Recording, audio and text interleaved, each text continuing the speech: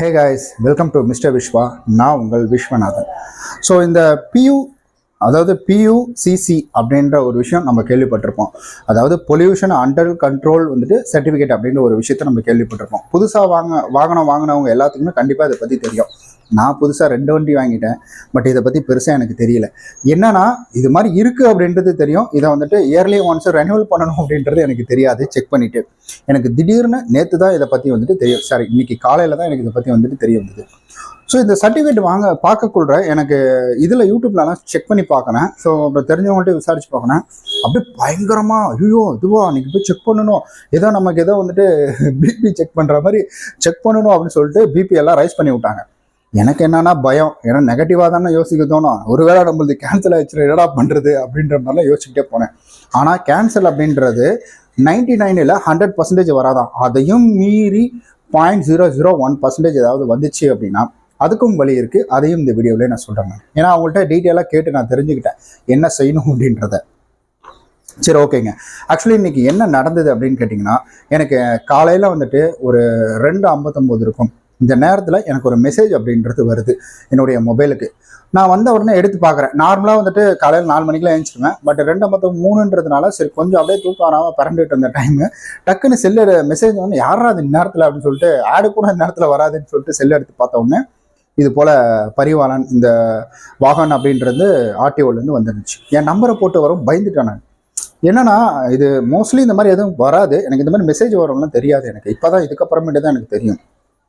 So இது எனக்கு வந்ததுனால நான் என்ன நினச்சேன்னா, நம்ம எங்கேயாவது வண்டியை ஓரங்கட்டி நிறுத்தியோ இல்லை ராங் ரூட்டில் அதாவது பார்க் பண்ணக்கூடாதுன்னு சொல்லுவாங்க பார்த்தீங்கன்னா, அந்த இடத்துல நிறுத்தி ஏதோ கேஸை போட்டாங்க போல் விழுந்துருச்சுரா ஒரு மார்க் அப்படின்னு சொல்லிட்டு நான் பயந்துக்கிட்டு அதை எடுத்து பார்த்தேன். அப்புறமேட்டு தான் அதில் என்ன போட்டிருந்தாங்கன்னா பியூசிசி அப்படின்னு போட்டுறாங்க. அதாவது பொல்யூஷன் அண்டர் கண்ட்ரோல் சர்டிஃபிகேட் அப்படின்றத போட்டிருந்தாங்க. பார்த்தே தப்பா அப்படிங்கிறேன். சரி, ஓகே அப்படின்னு போட்டிருந்தாங்க. அப்புறமேட்டுக்கு எனக்கு இது யோசிச்சேன், இது எங்கேயோ கேள்விப்பட்ட மாதிரி இருக்குது. வண்டி எடுக்கக்குள்ள ஏதோ சொன்னாங்களே, அந்த PS4 இன்ஜின் 3 இன்ஜின் 5 இன்ஜின் ஏதோ சொல்லிட்டு இருந்தாங்க அப்படின்னு சொல்லிட்டு யோசிச்சேன். அதுக்கப்புறமேட்டுக்கு எனக்கு இதை பற்றி தெரியல அப்படின்றதுனால அந்த டைமில் நம்ம யார்கிட்ட போய் கேட்கறது இருக்குது நம்ம யூடியூப்பில் போட்டு சர்ச் பண்ணி பார்த்தேன். அப்போ தான் சொல்லியிருக்கிறாங்க, அதாவது பொல்யூஷன் அண்டர் கண்ட்ரோல் சர்டிஃபிகேட் அப்படின்றத சொல்கிறாங்க. அதாவது பொல்யூஷன் வண்டியில் எவ்வளோ வருது அப்படின்றது தான் அப்படின்னு பார்த்தேன் நான். ஆனால் அந்த வீடியோலாம் பார்க்கக்குள்ள ஐயோ அதுவா கம்பல்சரி பண்ணி ஆகணும், ஏதோ கேஸ் ஆகிடும், அதுவாடு இதுவாடுன்னு சொல்லிட்டு ரொம்ப ஓவராக பில்டப்லாம் கொடுத்து வச்சுருந்தாங்க. நானும் போகக்குள்ள என்ன நினச்சேன்னா, ஒருவேளை நமக்கு ரிஜெக்ட் ஆகிடுச்சா, ஒருவேளை அப்படி இருக்குமோ இல்லை எப்படி இருக்குமோ அப்படின்ற மாதிரி யோசிச்சுக்கிட்டே நான் போயிட்டு இருந்தேன். அங்கே போனேன். வண்டி இங்கே இதை எப்படி சர்ச் பண்ணேன்னு சொல்கிறேன் நான். ரொம்ப சிம்பிள் தான். நீங்கள் ஆர்டிஓலாம் எங்கேயுமே போக தேவையில்ல. ரொம்ப சிம்பிளாக நீங்கள் பியூசி அப்படின்றத உங்களுடைய கூகுள் மேப்பில் போட்டு அதை நீங்கள் பார்த்தீங்கனாலே உங்களுக்கு ஈஸியாக தெரியும் எந்தெந்த ஏரியாவில் என்னென்ன இருக்குது அப்படின்றத. அதே ரெட் கலரில் அண்டர்லைன் பண்ணி காமிச்சிடும். உங்களுக்கு நியரஸ்ட் எங்கே இருக்குதோ நீங்கள் அங்கே போயிடுங்க. நானும் அதே மாதிரி தான் சர்ச் பண்ணி பார்த்தேன். எனக்கு நியரஸ்ட் பார்த்தீங்கன்னா அடையாரில் இருந்துச்சு. அந்த நீங்கள் சென்னை ECR இந்த லைன்லாம் இருக்கிறீங்க அப்படின்னா ஸோ உங்களுக்கும் அந்த இது கொடுக்குறேன். நான் அந்த அட்ரஸ் லிங்க் மேப் லொக்கேஷன் கொடுக்குறேன். நீங்கள் போங்க. Adyar Indian oil petrol bunk இருக்குது பார்த்தீங்களா, அங்கே தான் பண்ணுறாங்க. அந்த இந்தியன் ஆயில் பெட்ரோல் பங்க்லேயே தான் அட்டாச்சு தான் அங்கே தான் இருக்கிறாங்க. சரி, ஓகேங்க. ஆக்சுவலி இதை நான் வீடியோவாக பார்க்கக்கொள்கிறேன். எனக்கு நிறைய பேர் சொல்லி குழப்பி விட்டாங்க. அதெல்லாம் நான் உங்களுக்கு சொல்லி நானும் உங்களை குழப்ப விரும்பலை. ஸோ ரொம்ப சிம்பிளாக தெளிவாக சொல்கிறேன். இதில் ஹைட்ரஜன் அது இதுன்னு லொசுன்னு போட்டிருக்காங்க. இதெல்லாம் நமக்கு புரியாது, தேவையும் கிடையாது. இதை பற்றி நம்ம தெளிவாக தெரிஞ்சுக்கிறதுனா அது அவ்வளோ பெரிய அவசியமும் கிடையாது. என்னன்னா நம்ம வண்டியை கரெக்டாக வச்சுக்கணும், அவ்வளோதானே தவிர மற்றபடி வேறு எதுவும் கிடையாதுங்க. ரொம்ப சிம்பிள். நான் இந்த மாதிரி மேப்பில் போய் போட்டு பார்த்துட்டு நேராக அந்த கடைக்கு போனேன். ஸோ அவங்க என்ன சொன்னாங்கன்னா, வண்டியை சென்டர் போட சொன்னாங்க. போட்ட உடனே அவங்க என்ன பண்ணாங்கன்னா, போடுறதுக்கு முன்னாடி ஒரு தடவை அதாவது வண்டியை ஸ்டார்ட் பண்ணுறதுக்கு முன்னாடி ஆஃப் பண்ண சொல்லிட்டாங்க. ஆஃப் பண்ண உடனே ஒரு தடவை இன்சர்ட் பண்ணாங்க. இன்சர்ட் பண்ணி உள்ளே போயிட்டு அந்த நம்பர் எல்லாம் என்டர் பண்ணிட்டு இருந்தாங்க. ஸோ இந்த மொபைல் நம்பரு, அதுக்கப்புறம் வண்டி நம்பர்லாம் என்டர் பண்ணிட்டு இருந்தாங்க. மொபைல் நம்பர்லாம் என்னது வாங்கி அதுக்கடுத்து அவங்க என்ன செஞ்சாங்கன்னா, ஸோ அதை ஒரு ரெஜிஸ்டர் மாதிரி பண்ணிட்டு ஸோ அதுக்கடுத்தது அவங்க வண்டியை ஆன் பண்ண சொன்னாங்க. அப்புறம் நான் வண்டியை ஆன் பண்ணேன். வண்டி ஆன் பண்ணதுக்கப்புறம் அதுக்கு ஒரு மேக்ஸிமம் 15 செகண்ட் கூட இல்லைங்க, அதுக்கு ஒரு 15 செகண்ட் அப்படின்றது எடுத்துக்கிட்டாங்க. ஸோ இதெல்லாம் எடுத்த உடனே உடனே அதை எடுக்க சொல்லிட்டாங்க. அதாவது வண்டியிலிருந்து எடுக்க சொல்லிட்டாங்க. வண்டியை இப்போ ஆஃப் பண்ணிக்கோங்கன்னு சொல்லிட்டாங்க. ஆஃப் பண்ணிக்கோங்கன்னா என்னங்க ஆச்சு, ஒருவேளை ரிஜெக்ட் ஆகிடுச்சு அப்படின்னு கேட்டவுடனே இது ஏங்க ரிஜெக்ட் ஆக போகுது, அதெல்லாம் ஒரு மேட்டர் கிடையாது, அதெல்லாம் ஆயிடுச்சு, அதெல்லாம் இது தாங்க ஆகும், அப்ரூவ்டு தான் ஆகும் அப்படின்னு சொன்னாங்க. அப்புறமேட்டுக்கு இதில் வேற இன்னும் ஒரு சிலர் என்ன சொல்கிறாங்கன்னா, இது 6 மாதம் தான் கொடுப்பாங்க, 5 மாதம் தான் கொடுப்பாங்க அப்படின்ற மாதிரி சொல்லி பயமுறுத்திட்டாங்க. என்னடா அது 5 மாதத்துக்கு ஒருவா செக் பண்ணுமா அப்படின்னு நினச்சேன். அதெல்லாம் கிடையாதுங்க. மினிமமாகவே இதில் வந்துட்டு உங்களுக்கு 1 இயர் அப்படின்றது இதில் வந்துடுது அப்படின்னு தான் சொல்கிறாங்க. அதிகபட்சமாக இங்கே 100% வந்துட்டு இங்கே எங்களுக்கு இது வரைக்கும் அவர்கிட்ட கேட்டேன் நான். இது வரைக்கும் இங்கே பெருசாக இங்கே 6 மாதம் இந்த மாதிரிலாம் எதுவுமே வரல. 1 இயர் தாங்க அதிகமாக வந்திருக்குது. இங்கே ரிஜெக்ட் 6 மாதம் அப்படின்றதுக்கு வாய்ப்பே கிடையாது அப்படின்னு வந்து சொல்லிட்டாங்க. சரி, ஓகே.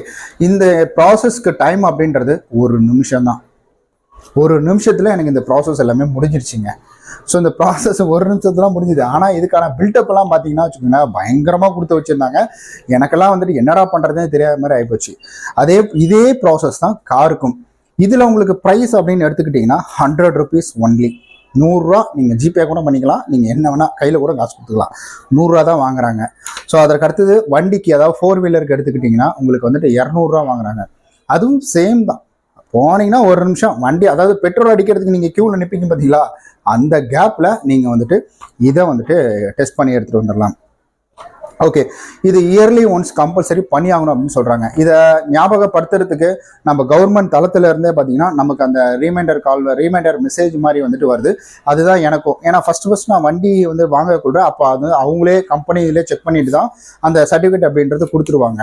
பட் எனக்கு இப்போ நான் வாங்கி ஓட்டிகிட்டு இருக்கேன் பார்த்தீங்களா, இப்போ வந்து சர்டிஃபிகேட் நான் மேனுவலாக நான் தான் கொடுத்தாகணும்.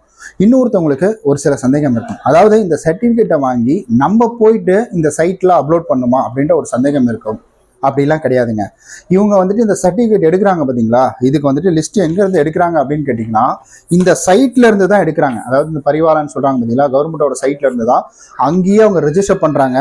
நம்ம வண்டியை ஒரு ஃபோட்டோ எடுத்து அந்த சைட்டில் அந்த இடத்துலயே வந்துட்டு ரெஜிஸ்டர் பண்ணி அங்கேருந்தே அவங்களுக்கு ஒரு இது பிரிண்ட் எடுத்து அதில் அவங்களுடைய சீலை வச்சு அவங்களுடைய சிக்னேச்சரை போட்டு இதை வந்துட்டு கொடுக்குறாங்க. ஸோ இது ஆத்தரைடு தான், நாங்கள் தான் செக் பண்ணோம், இது வந்து பாஸ் ஆகிடுச்சு அப்படின்றது. அதே போல் வந்துட்டு உங்களுக்கு அந்த டேட்டையும் வந்துட்டு அண்டர்லைன் பண்ணி கொடுத்துட்றாங்க. ஸோ அந்த டேட்டையும் உங்களுக்கு அண்டர்லைன் பண்ணி இதுதான் வந்துட்டு உங்களுடைய டேட் அப்படின்றத கொடுத்துட்றாங்க. ஸோ இதில் வண்டி நம்பர் இதெல்லாம் வந்துட்டு சும்மா நான் கூட அடியில் சேஸ் நம்பர்லாம் பார்ப்பாங்க அப்படின்னு சொன்னாங்க. இது எங்கடா அடியில் உட்காந்து தேக்க விட்டுருவாங்க போல் அப்படின்னு நினச்சேன். ஆனால் அதெல்லாம் எதுவுமே கிடையாதுங்க. நீங்கள் பயப்படணும் அப்படின்ற அவசியம் கிடையாது. ஒரு வேளை இது வந்துட்டு ரிஜெக்ட் ஆகிடும் அப்படின்ற ஒரு பயம் இருந்ததுன்னா அது பெரிய குத்தம்லாம் கிடையாது. நேராக உங்களுடைய ஆர்டிஓ ஆஃபீஸில் போயிட்டு அதான். ஆனால் அவங்க என்ன சொன்னாங்கன்னா இது வரைக்கும் அந்த மாதிரி வந்ததே இல்லை அப்படின்னு தான் சொன்னாங்க. ஸோ இது வரைக்கும் அந்த மாதிரி சான்ஸே கிடையாதுங்க. இது வரைக்கும் வந்ததே கிடையாது. அப்படி ஒரு வேளை வந்துச்சுன்னா அப்படின்ற ஒரு கொஷின் வச்சேன். மேலேருந்து அந்த தம்பி கீழே வரைக்கும் பார்த்துட்டு அப்படி வந்துச்சுன்னா ஆர்டிஓ ஆஃபீஸ் போனீங்கன்னா அங்கே ஒரு ஃபார்ம் கொடுப்பாங்க. அதை ஃபில் பண்ணி கொடுத்தீங்கனாலே போதுங்க, உங்களுக்கு சர்டிஃபிகேட் அப்படின்றது வந்துடும் அப்படின்றத சொல்லியிருக்காங்க. அதாவது 15 வருஷத்துக்குள்ள இருக்கிற வண்டியில் எந்த பிரச்சனையும் கிடையாது அப்படின்னு சொல்கிறாங்க. வரவே வராது 15 வருஷம் அப்படின்னா இப்போ எவ்வளோ 2024ங்களா, அதே முடிய போகுது. 2024னா இதில் ஒரு 5, அப்போ வந்துட்டு 9வது 2009 அந்த டைம்னு நினைக்கிறேன். ஆனால் மேக்ஸிமம் இதில் வரவே வராதுன்னு தான் சொல்கிறாங்க. ஸோ யாரும் பயப்பட தேவையில்ல, நீங்கள் போனீங்கன்னா ஜஸ்ட்டு ஈஸியாக அதை வந்துட்டு சரி பண்ணிட்டு வந்துடலாம் அப்படின்னு வந்து சொல்கிறாங்க. எனக்கு வந்துட்டு 1 நிமிஷத்தில் எல்லாமே முடிஞ்சிருச்சு. சரி, ஓகே நண்பர்களே, இந்த வீடியோ உங்களுக்கு பிடிச்சிருக்கும். ஸோ பயனுள்ளதாக இருக்கும் அப்படின்னு நம்புகிறேன். இந்த வீடியோ எந்த அளவுக்கு உங்களுக்கு பயனுள்ளதாக இருந்தது அப்படின்றத கமெண்ட்டில் சொல்லிடுங்க. நம்ம நாளைக்கு இது போல் நல்ல ஒரு பயனுள்ள வீடியோவில் சந்திக்கலாம். பாய்.